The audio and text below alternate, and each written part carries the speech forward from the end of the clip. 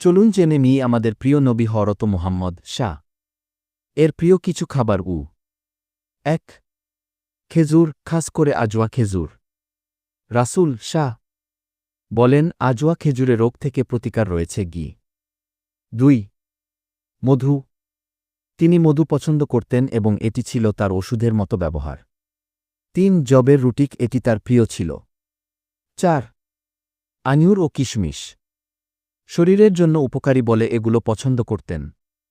৫ সা ও কদু, বড় গোড়। রাসূল শাহ কদু খেতেন এবং এটি ভালোবাসতেন। ৬ মাছ, যখন কখনো পাওয়া যেত মাছও পছন্দ করতেন। ৭ দুধ, তিনি বলতেন দুধে খাদ্য, পানীয় ও ওষুধ তিনটিই রয়েছে। ৮ অলিভ তেল ও অলিভ, এটি একটি বরকতময় গাছ থেকে এসেছে।